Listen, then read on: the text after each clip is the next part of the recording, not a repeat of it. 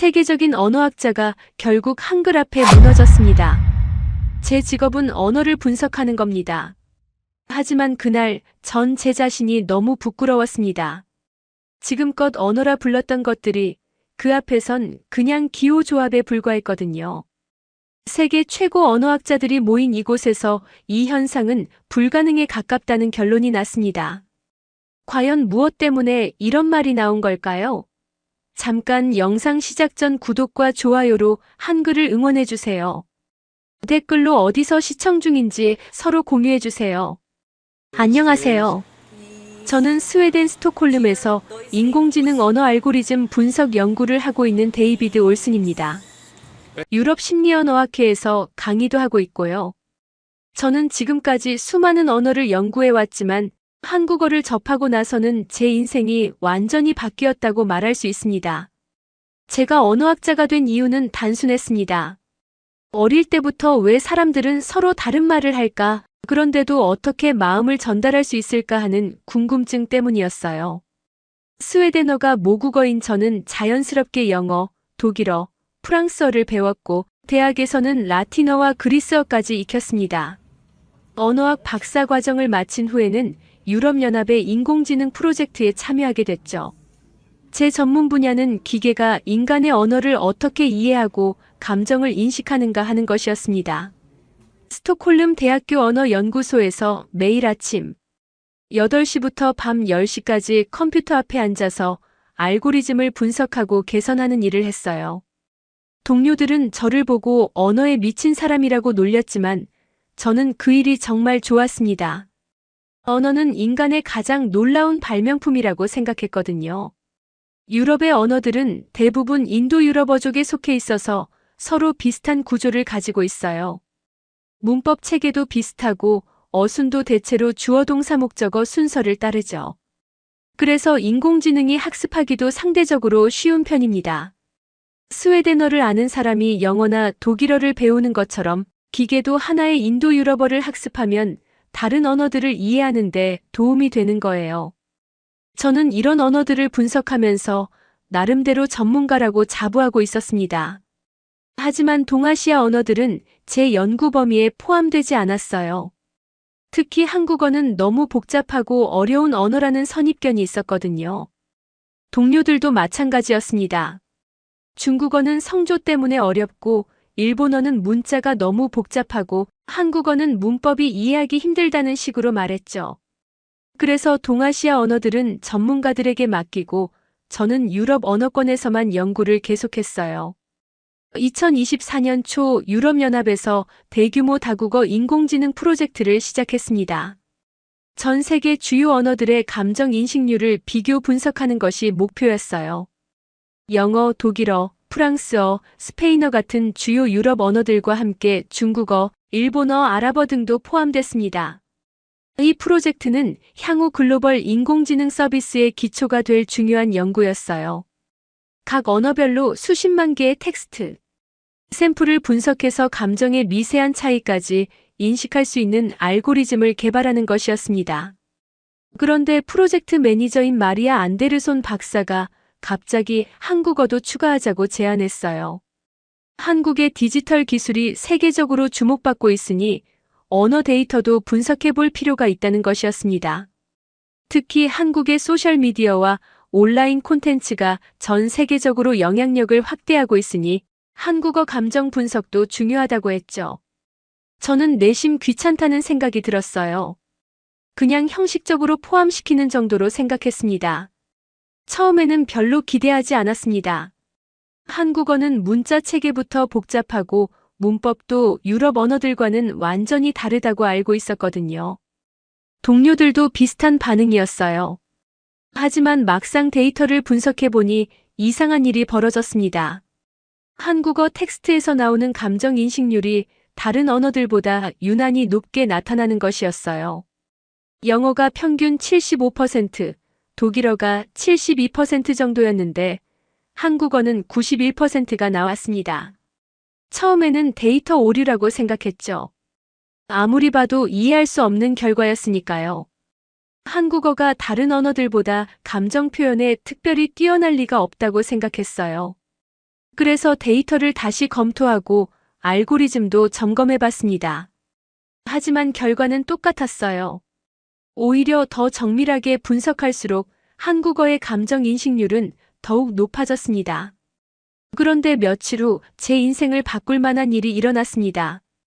한국어 샘플 데이터 중에 한국의 중학교 1학년 학생이 쓴 짧은 일기 한 편이 있었어요. 그냥 평범한 일상을 담은 글이었는데 그 한 문장 때문에 저는 완전히 멈춰버렸습니다. 아버지의 눈빛은 말이 없지만 오늘은 이상하게 따뜻했습니다. 이 문장이었어요. 인공지능은 이 문장을 긍정적으로 분류했지만 저는 이 문장 안에 담긴 수많은 감정의 층위를 느낄 수 있었습니다. 눈치, 정, 공감, 사랑, 거리감, 그리움. 이 모든 것이 한 문장 안에 동시에 흐르고 있었어요. 그런데 가장 놀라운 건 이걸 수치화하거나 논리적으로 설명할 수 없다는 것이었습니다. 지금까지 제가 연구해온 유럽 언어들이 명확한 직선이라면 한국어는 끝없이 교차되는 입체적인 감정의 결이었어요. 저는 그날 밤 잠을 이룰 수 없었습니다. 스톡홀름의 차가운 겨울밤, 사무실에 혼자 남아서 그 문장을 수십 번 읽어봤어요. 영어로 번역하면 My father's eyes were silent, but today they felt strangely warm이 되는데 이렇게 번역하면 원문의 깊이가 완전히 사라져버렸습니다. 독일어로도 마찬가지였고 프랑스어로도 마찬가지였어요. 어떤 유럽 언어로도 그 미묘한 감정의 결을 온전히 담아낼 수 없었습니다.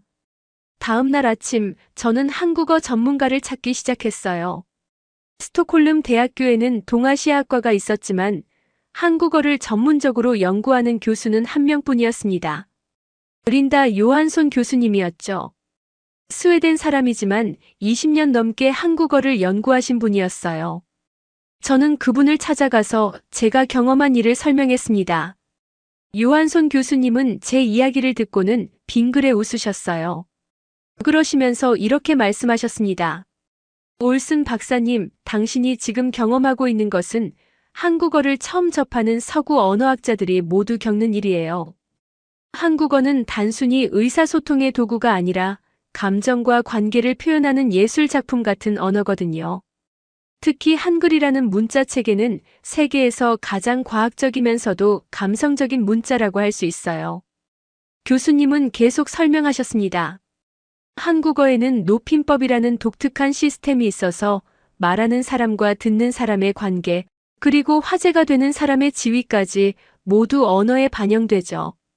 그뿐만 아니라 한국어는 생략을 통해 오히려 더 많은 의미를 전달하는 언어예요. 말하지 않은 것에서 더 깊은 감정을 읽어내는 문화가 언어에 그대로 스며들어 있는 겁니다. 저는 점점 더 궁금해졌어요. 그래서 교수님께 한국어를 배우고 싶다고 말씀드렸습니다. 하지만 교수님은 고개를 저으셨어요. 한국어를 제대로 이해하려면 단순히 문법을 배우는 것으로는 부족해요. 한국의 문화와 정서, 그리고 한국 사람들의 사고방식을 함께 이해해야 하거든요. 그러려면 직접 한국에 가보시는 것이 가장 좋을 것 같아요. 그 말을 듣고 저는 결심했습니다. 유럽연합 프로젝트의 한국어 파트를 더 깊이 연구하기 위해 한국에 직접 가보기로 한 거예요. 사실 저는 그때까지 아시아 대륙에 가본 적이 한 번도 없었습니다. 유럽 안에서만 여행하고 연구해 왔거든요. 한국이라는 나라에 대해서도 K-팝이나 삼성 정도만 알고 있을 뿐이었어요. 한국행을 준비하면서 저는 기본적인 한국 역사와 문화에 대해 공부하기 시작했습니다. 그런데 공부하면 할수록 더욱 놀라운 사실들을 발견하게 됐어요. 한글이라는 문자가 자연 발생한 것이 아니라 한 사람에 의해 설계되고 창제됐다는 것이었습니다. 그것도 1443년에요. 유럽의 많은 언어들이 수백 년에 걸쳐 자연스럽게 형성된 것과는 완전히 다른 방식이었죠. 세종대왕이라는 분이 백성들이 글을 쉽게 배울 수 있도록 만든 문자라는 설명을 읽으면서 저는 충격을 받았습니다. 유럽에서는 오랫동안 문자가 특권층의 전유물이었거든요. 라틴어는 교회와 지식인들만 사용했고 일반 백성들은 글을 읽지도 쓰지도 못했어요. 그런데 한국은 500년도 더 전에 모든 백성이 쉽게 배울 수 있는 문자를 만들어낸 거였습니다. 더욱 놀라운 것은 한글의 제작 원리였어요. 발음기관의 모양을 본떠서 글자를 만들었다는 것, 음양오행의 철학이 글자 체계에 반영되어 있다는 것, 이런 내용들을 읽으면서 저는 이것이 단순한 문자가 아니라는 걸 깨달았습니다. 이것은 언어학과 철학이 결합된 하나의 예술작품이었어요. 2024년 3월 저는 드디어 인천국제공항에 발을 디뎠습니다.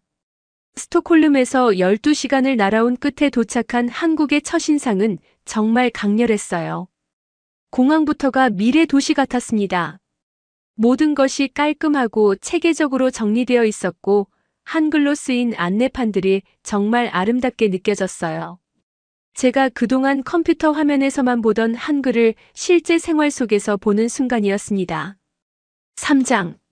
서울에 도착한 첫날부터 저는 한국어의 위력을 실감할 수 있었습니다.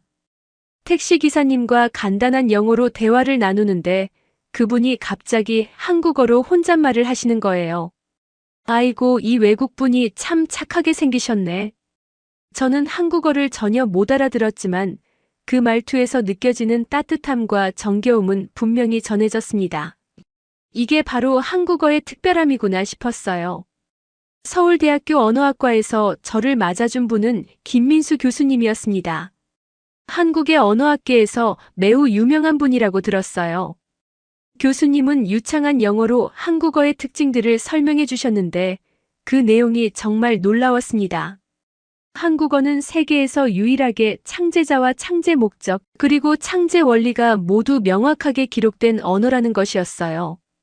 김 교수님이 보여주신 훈민정음 해례본을 보는 순간 저는 말문이 막혔습니다. 500년도 더 전에 이렇게 과학적이고 체계적인 문자 이론서가 존재했다는 게 믿기지 않았어요. 자음은 발음기관의 모양을 본떠 만들고 모음은 천지인 삼재 사상을 바탕으로 설계했다는 설명을 들으면서 저는 이것이 단순한 문자가 아니라는 것을 확실히 깨달았습니다. 이것은 철학이 담긴 언어 예술품이었어요. 특히 놀라웠던 것은 한글의 표음성이었습니다. 김 교수님은 한글을 모르는 외국인도 한국어 발음을 정확하게 표기할 수 있다는 실험을 보여주셨어요. 영어나 프랑스어는 철자와 발음이 많이 다르지만 한글은 보이는 대로 읽으면 되는 거였습니다. 이런 과학적 정밀성과 함께 감정의 미세한 차이까지 표현할 수 있는 언어라니 정말 경이로웠어요. 다음 날 김 교수님의 안내로 초등학교 국어 수업을 참관하게 됐습니다. 서울 강남구에 있는 한 초등학교의 3학년 교실이었어요. 아이들이 한글을 배우는 모습을 보면서 저는 또 한 번 충격을 받았습니다. 유럽의 아이들이 철자법 때문에 고생하는 것과 달리 한국 아이들은 자연스럽게 글을 읽고 썼어요. 선생님이 새로운 단어를 칠판에 쓰면 아이들은 바로 그 발음을 알 수 있었습니다. 더욱 놀라운 것은 아이들의 표현력이었어요. 3학년 아이가 쓴 짧은 글에서도 섬세한 감정 표현을 발견할 수 있었습니다. 할머니가 웃으시면 눈이 초승달 같아져요. 그때 저는 정말 행복해요. 이런 문장을 보면서 한국어가 얼마나 감성적이고 직관적인 언어인지 실감했어요. 영어로 번역하면 그 시적 아름다움이 완전히 사라져버리는 표현들이었습니다. 수업이 끝난 후 담임 선생님과 이야기를 나눴습니다. 이은주 선생님이라는 분이었는데 20년 넘게 아이들을 가르치신 베테랑이셨어요. 선생님은 한국어 교육의 특별함에 대해 설명해 주셨습니다. 한국어는 단순히 지식을 전달하는 도구가 아니라 마음을 나누는 매개체라고 가르친다는 것이었어요. 아이들에게 글쓰기를 가르칠 때도 기술적인 면보다는 진정성 있는 표현을 강조한다고 하셨습니다. 그날 오후에는 한국문학번역원을 방문했습니다. 그곳에서 만난 번역가들의 이야기는 정말 인상적이었어요. 한국어를 다른 언어로 번역하는 것이 얼마나 어려운 일인지, 그리고 그 과정에서 얼마나 많은 것들이 손실되는지를 생생하게 들을 수 있었습니다. 특히 정서적 뉘앙스나 관계의 미묘함을 번역하는 것은 거의 불가능에 가깝다고 하더군요. 번역원의 박정희 팀장님은 이런 예를 들어주셨어요. 어머니와 대화할 때 사용하는 한국어와 친구와 대화할 때 사용하는 한국어가 완전히 다르다는 것이었습니다. 높임법뿐만 아니라 어조, 어휘 선택, 심지어 침묵의 의미까지 모든 것이 관계에 따라 달라지는 거예요. 이런 복잡하고 섬세한 언어를 인공지능이 학습한다면 분명히 감정인식 능력이 향상될 수밖에 없겠다는 생각이 들었습니다. 저녁에는 김 교수님과 함께 한국 전통 찻집에서 차를 마시며 깊은 대화를 나눴어요. 교수님은 한국어의 철학적 배경에 대해 더 자세히 설명해 주셨습니다. 한국어는 유교, 불교, 도교의 영향을 모두 받으면서도 고유한 정서를 잃지 않고 발전해온 언어라는 것이었어요. 특히 정이라는 개념은 다른 언어로는 번역이 불가능한 한국만의 고유한 감정이라고 하셨습니다. 그날 밤 호텔방에서 저는 오랫동안 생각에 잠겼습니다. 하루 종일 경험한 것들을 정리해보니 한국어는 제가 지금까지 알고 있던 언어의 개념을 완전히 뛰어넘는 존재였어요. 이것은 단순한 의사소통 도구가 아니라 한민족의 정신과 감성이 고스란히 담긴 문화유산이었습니다. 그리고 이런 언어를 사용하는 사람들이 어떤 감성과 사고방식을 가지고 있을지 무척 궁금해졌어요. 다음 주에는 한국의 여러 대학교를 방문해서 한국어 연구자들과 더 깊은 대화를 나눌 예정이었습니다. 또한 일반 시민들의 일상 언어 사용 패턴도 관찰해보고 싶었어요. 한국어의 진정한 힘이 어디에서 나오는지, 그리고 그것이 인공지능 발전에 어떤 의미를 가지는지 더 깊이 탐구해보고 싶었습니다. 둘째 주가 시작되면서 저는 본격적으로 한국어의 비밀을 파헤치기 시작했습니다. 연세대학교 국어국문학과의 이정민 교수님을 만나 뵈었는데 교수님은 한국어의 어순 체계에 대해 놀라운 설명을 해주셨어요.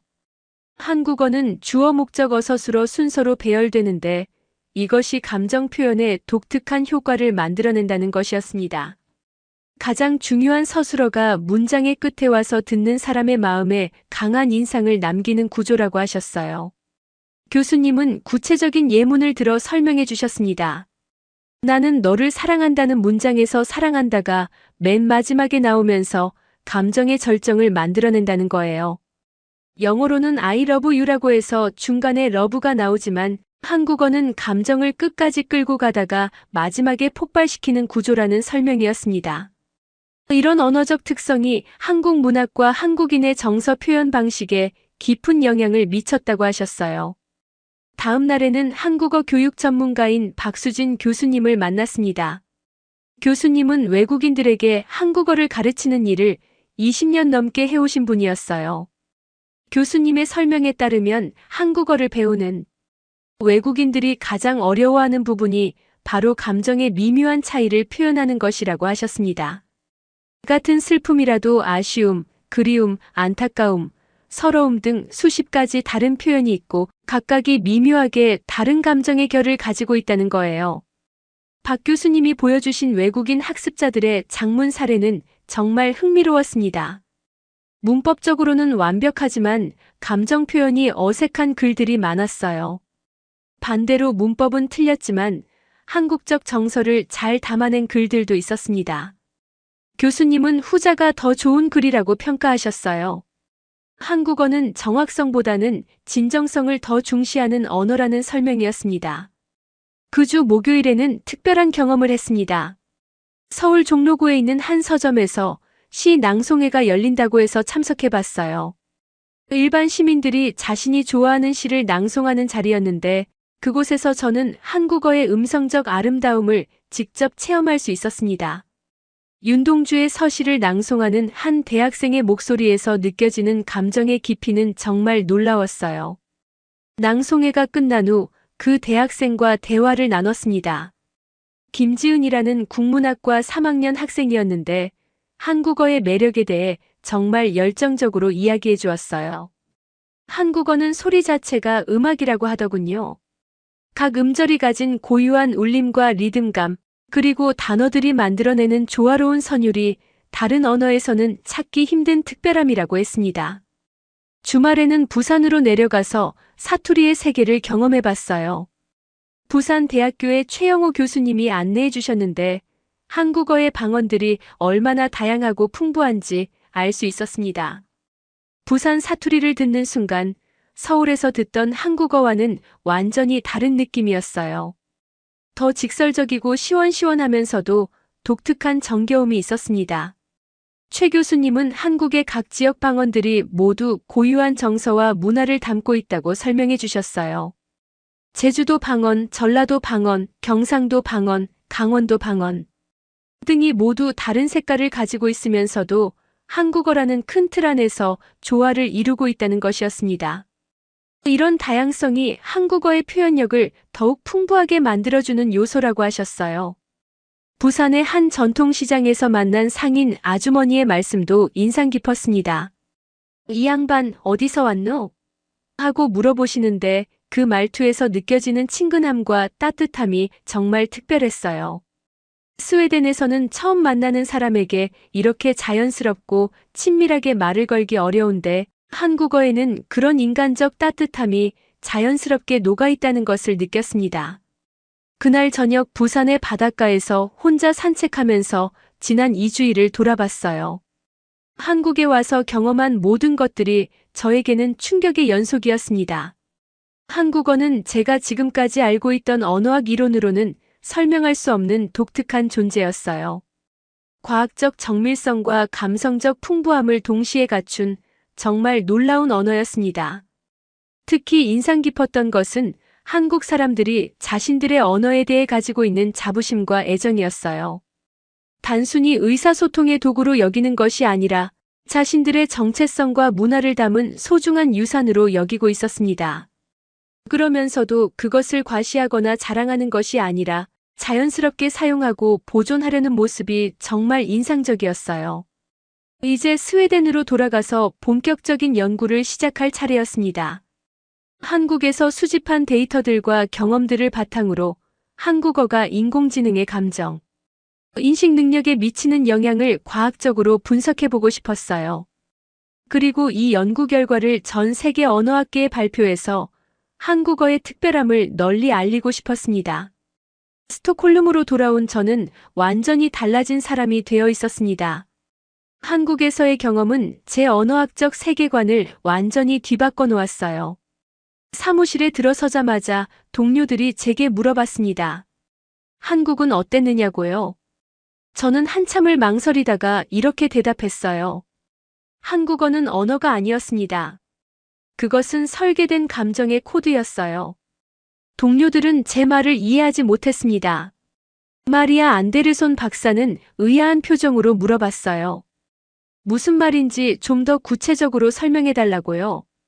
저는 한국에서 가져온 자료들을 펼쳐놓고 설명하기 시작했습니다. 한글이 자연 발생한 문자가 아니라 철학과 과학을 바탕으로 설계된 체계라는 것, 그리고 이 문자를 사용하는 언어가 감정 표현에서 다른 언어들과는 차원이 다른 능력을 보여준다는 것을요. 제가 가져온 데이터는 정말 놀라운 것이었습니다. 한국의 초등학생이 쓴 일기에서도 유럽의 대학생들이 쓴 글보다 더 섬세하고 풍부한 감정 표현을 발견할 수 있었어요. 할머니께서 김치를 담그시는 모습을 보니 마음이 따뜻해졌어요. 이런 문장에서 인공지능이 감지해내는 감정의 층위는 영어나 독일어 문장에서는 찾을 수 없는 복합적인 것이었습니다. 본격적인 연구를 위해 저는 한국어 전문 알고리즘을 개발하기 시작했어요. 기존의 유럽 언어 분석 모델로는 한국어의 특성을 제대로 파악할 수 없었거든요. 특히 문맥상 생략된 주어나 목적어를 추론하는 능력, 높임법에 따른 화자와 청자의 관계 파악, 그리고 미묘한 감정의 뉘앙스를 구별하는 기능을 추가해야 했습니다. 석 달간의 집중적인 연구 끝에 놀라운 결과가 나왔습니다. 한국어로 학습된 인공지능 모델의 감정 인식률이 기존 모델들보다 평균 23%나 높게 나타난 것이었어요. 더욱 놀라운 것은 이 모델을 다른 언어에도 적용했을 때 감정 인식 능력이 전반적으로 향상되었다는 점이었습니다. 한국어의 감정 분석 알고리즘이 다른 언어들의 감정 이해에도 도움이 되는 거였어요. 이 결과를 동료들에게 발표했을 때의 반응은 가히 폭발적이었습니다. 처음에는 의심스러워하던 동료들도 데이터를 보고는 놀라워했어요. 마리아 박사는 이것이 언어학계의 패러다임을 바꿀 수 있는 발견이라고 평가했습니다. 한국어가 단순히 하나의 언어가 아니라 인공지능의 감정 인식 능력을 향상시키는 핵심 열쇠가 될 수 있다는 것이었어요. 연구 결과를 더 깊이 분석해 보니 한국어의 특별함이 어디에서 나오는지 알 수 있었습니다. 첫째는 한글의 표음성과 조합성이었어요. 한글은 기본 자모를 조합해서 무한한 소리를 표현할 수 있는데 이것이 감정의 미세한 차이까지 정확하게 기록할 수 있게 해주는 거였습니다. 둘째는 한국어의 어순과 조사 체계였어요.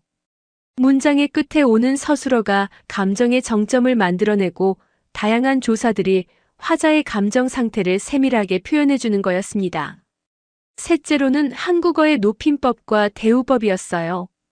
이것은 단순히 예의를 표현하는 것이 아니라 화자와 청자 그리고 대화 상대의 관계를 언어로 구조화하는 시스템이었습니다.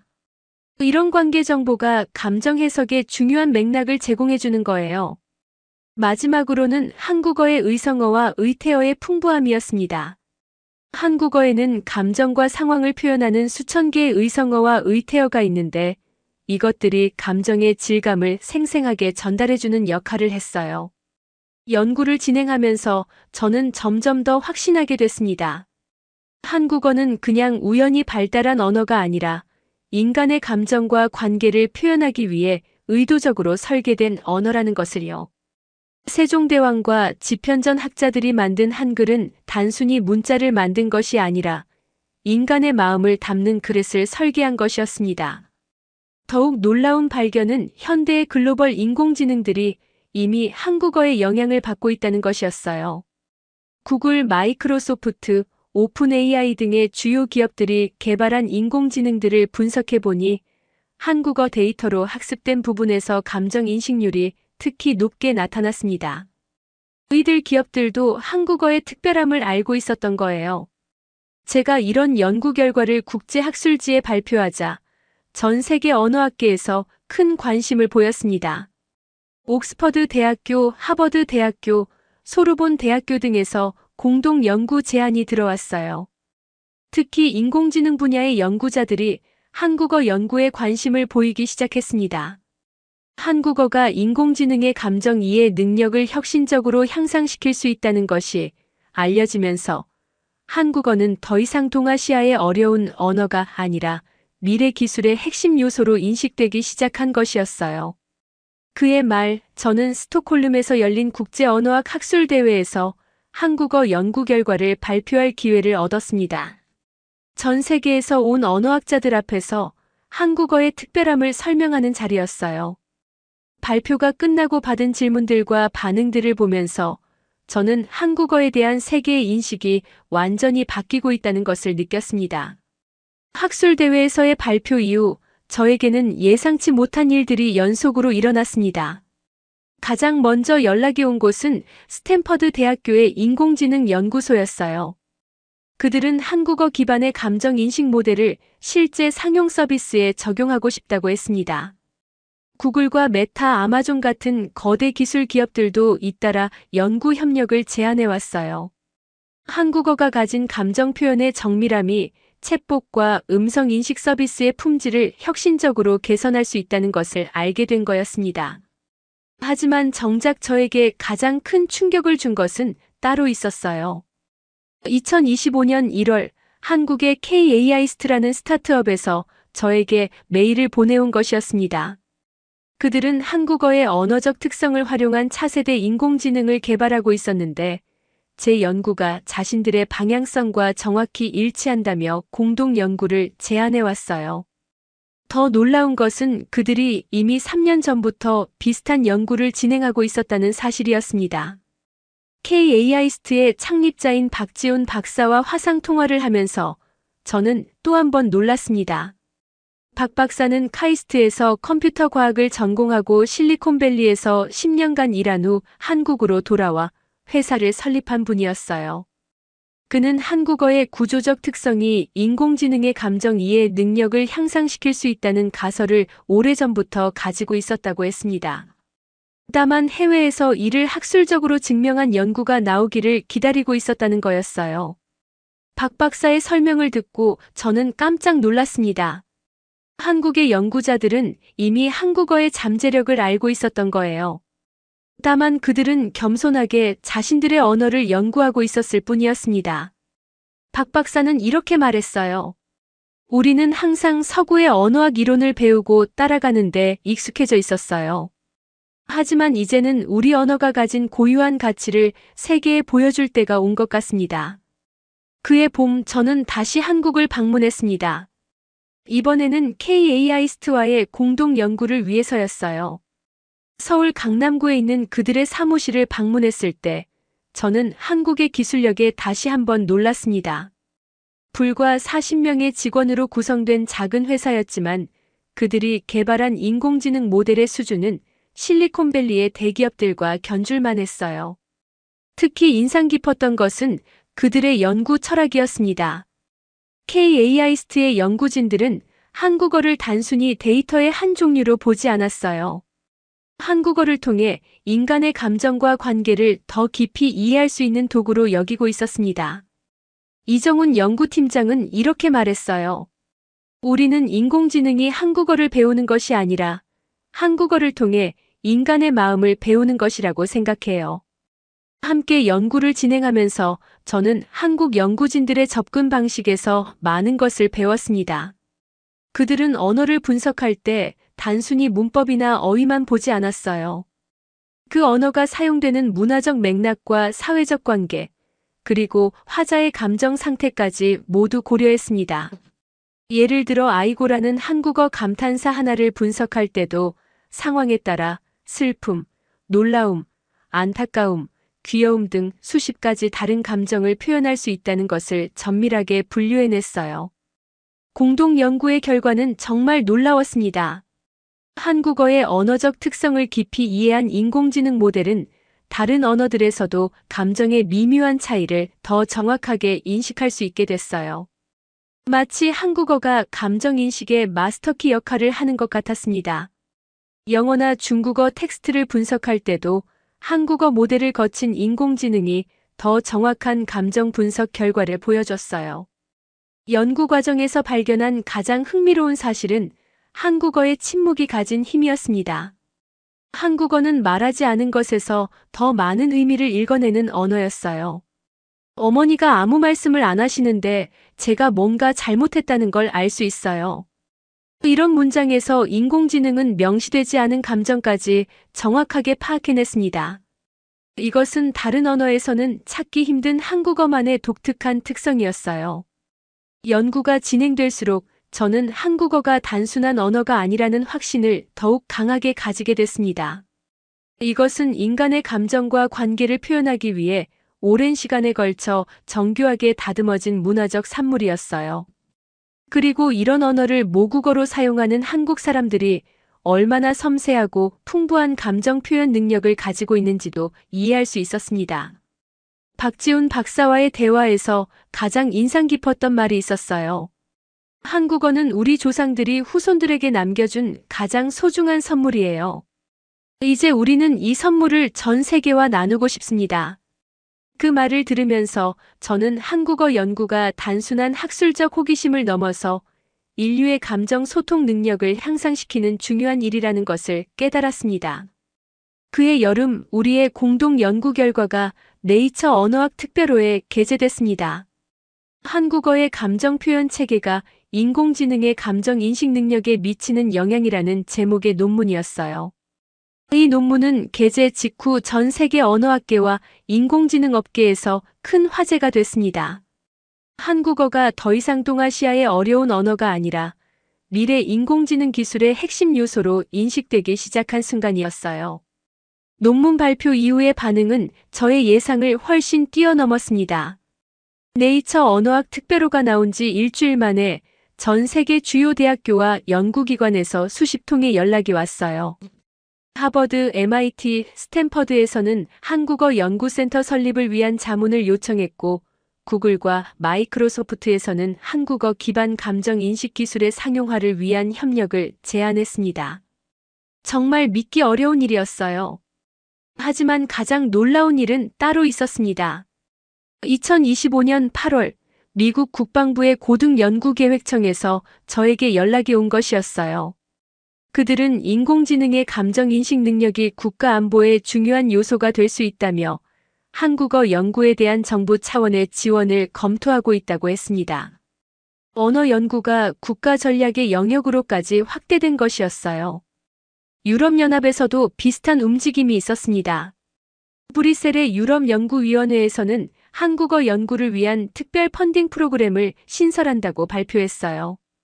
유럽의 인공지능 경쟁력 강화를 위해 한국어의 언어적 특성을 연구하겠다는 것이었습니다. 저는 이런 상황을 보면서 한국어가 정말로 세계를 바꾸고 있다는 것을 실감했어요. 그해 가을 저는 세 번째로 한국을 방문했습니다. 이번에는 한국 정부의 초청을 받아서였어요. 과학기술정보통신부에서 한국어의 세계화를 위한 정책 자문을 요청한 것이었습니다. 정부 세종청사에서 열린 회의에서 만난 한국의 정책 담당자들은 한국어에 대한 세계의 관심 변화에 대해 매우 긍정적으로 평가하고 있었어요. 김현수 국어정책과장은 이렇게 말씀하셨습니다. 그동안 우리는 한국어를 보존하고 발전시키는 데만 집중했는데 이제는 한국어를 통해 세계에 기여할 수 있는 방안을 모색해야 할 때가 온 것 같습니다. 한국어가 인공지능 기술 발전에 중요한 역할을 할 수 있다는 것이 과학적으로 증명된 이상 이를 적극 활용해야 한다는 것이었어요. 회의에서 나온 구체적인 계획들은 정말 인상적이었습니다. 전 세계 주요 대학에 한국어 연구센터를 설립하고 한국어 기반 인공지능 기술을 개발하는 해외 기업들과 협력 체계를 구축한다는 것이었어요. 또한 한국어의 언어적 우수성을 알리는 국제 학술 대회를 매년 개최하고 한국어 연구에 전념하는 해외 학자들에게 장학금을 지원하는 프로그램도 추진한다고 했습니다. 정책회의가 끝난 후 저는 한국국립국어원을 방문했습니다. 그곳에서 만난 박영순 원장님은 한국어의 미래에 대해 매우 희망적인 전망을 제시해 주셨어요. 원장님은 이렇게 말씀하셨습니다. 이제 한국어는 한국인만의 언어가 아니라 인류 공동의 자산이 되고 있어요. 우리의 조상들이 만든 한글과 한국어가 세계 인공지능 기술의 발전에 기여할 수 있다는 것이 정말 자랑스럽습니다. 국어원에서 보여준 자료들은 정말 놀라웠어요. 전 세계에서 한국어를 배우는 사람들의 수가 급격히 증가하고 있었는데 특히 인공지능 관련 전공자들 사이에서 한국어 학습 열풍이 일고 있다고 했습니다. 실리콘밸리의 프로그래머들과 연구자들이 한국어를 배우기 위해 한국어 학원에 등록하는 일이 늘어나고 있다는 보고도 있었어요. 그날 저녁 서울대학교에서 특별 강연을 할 기회가 있었습니다. 강의실을 가득 메운 학생들과 교수들 앞에서 한국어의 세계적 위상 변화에 대해 이야기했어요. 강연이 끝나고 한 학생이 질문했습니다. 교수님, 한국어가 정말 그렇게 특별한 언어인가요? 우리는 너무 당연하게 사용해서 잘 모르겠어요. 그 질문을 받고 저는 이렇게 답했습니다. 바로 그것이 한국어의 가장 놀라운 점입니다. 여러분은 세계에서 가장 정교하고 감성적인 언어를 너무나 자연스럽게 사용하고 있어요. 마치 보석을 일상적으로 사용하면서도 그것이 보석인지 모르는 것과 같죠. 하지만 이제 전 세계가 한국어라는 보석의 가치를 알아보기 시작했습니다. 강연 후 많은 학생들이 저에게 다가와서 이야기를 나눴어요. 그들 중 한 명인 언어학과 대학원생 이수진 씨가 한 말이 특히 인상 깊었습니다. 지금까지는 서구의 언어학 이론을 배우는 것이 당연하다고 생각했는데 이제는 우리 언어가 세계 언어학에 기여할 수 있다는 것이 정말 신기하고 자랑스러워요. 한국 방문의 마지막 날, 저는 세종대왕 동상이 있는 광화문 광장을 찾았습니다. 500년도 더 전에 백성을 위한 글자를 만드신 분의 동상 앞에 서니 정말 많은 생각이 들었어요. 세종대왕께서 한글을 창제하실 때 이 문자가 언젠가 전 세계 인공지능 기술의 발전에 기여할 것이라고 상상하셨을까요? 아마 그런 미래는 예상하지 못하셨겠지만 모든 백성이 쉽게 배우고 사용할 수 있는 문자를 만들고자 하신 그 마음이 결국 전 인류에게 도움이 되는 결과를 낳은 것 같았어요. 동상 앞에서 한참을 서 있는데 한 할머니께서 다가오셔서 말씀하셨습니다. 외국 분이신가 보네요. 우리 한글이 좋죠? 저는 그 순간 정말 감동했어요. 한국어와 한글에 대한 한국 사람들의 자연스러운 자부심과 애정이 그대로 전해졌거든요. 그러면서도 그것을 과시하지 않는 겸손함까지 느낄 수 있었습니다. 스웨덴으로 돌아가는 비행기 안에서 저는 지난 1년 반을 돌아봤어요. 단순한 호기심으로 시작된 한국어 연구가 제 인생을 완전히 바꿔놓았습니다. 그리고 이제 전 세계가 한국어의 가치를 인정하기 시작했어요. 한국어는 더 이상 동아시아의 어려운 언어가 아니라 인간의 감정을 가장 정교하게 표현할 수 있는 미래 기술의 핵심 도구로 인식되고 있었습니다. 스톡홀름으로 돌아온 지 석 달 후 저는 평생 잊을 수 없는 전화를 받았습니다. 노벨위원회에서 온 전화였어요. 그들은 제가 한국어 연구를 통해 인공지능과 언어학 분야에 기여한 공로를 인정해서 올해 노벨문학상 시상식에서 특별 강연을 해달라고 요청했습니다. 한국어와 한글의 우수성을 전 세계에 알리는 자리를 마련하고 싶다는 것이었어요. 2025년 12월 10일 스톡홀름 콘서트홀에서 열린 노벨상 시상식에서 저는 전 세계를 향해 한국어의 특별함을 증언했습니다. 전 세계에서 온 수많은 석학들과 정치인들, 그리고 텔레비전을 통해 시청하는 수억 명의 사람들 앞에서 저는 이렇게 말했어요. 한국은 언어를 만든 나라가 아닙니다. 한국은 언어를 설계하고 철학을 담고 정서를 나누는 도구를 만든 유일한 나라입니다. 강연에서 저는 지난 2년간의 연구 결과를 요약해서 발표했습니다.